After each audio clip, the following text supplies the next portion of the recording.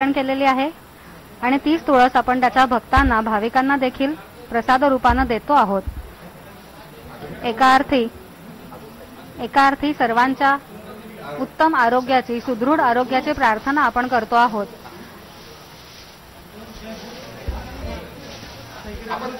आता मानाचा वारकरी दाम्पत्याला देखील प्रसाद रूपाने पांडुरंगाचा हा प्रसाद मिळणार आहे।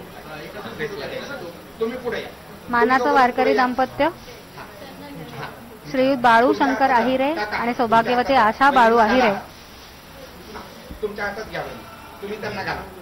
पुष्पहार आणि तुळशीहार पांडुरंगाच्या महापूजेचा प्रसाद रूपाने त्यांना प्राप्त झालेला आहे।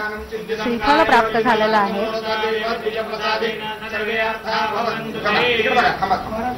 अंबासन तालुका सटाणा जिल्हा नाशिक इथे राहणारे हे मानाचं वारकरी दाम्पत्य भाजीपाला पिकवतात आणि गेल्या 15 वर्षांपासून सलग वारीला येतात।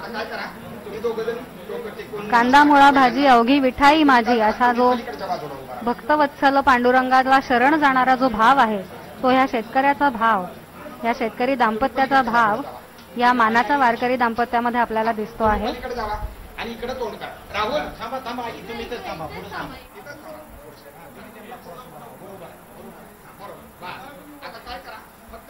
पांडुरंगाला संत श्रेष्ठ कसं म्हणतात?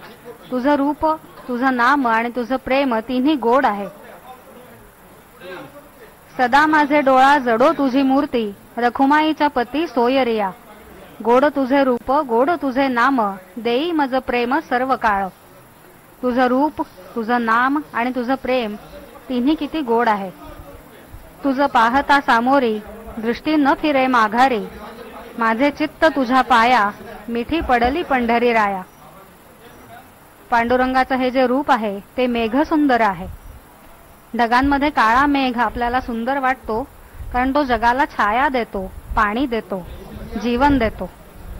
असा हा सर्वांना प्रिय असणारा काळा ढग, त्याच्यासारखं मेघश्याम मेघवर्णी रूप आहे पांडुरंगाचं।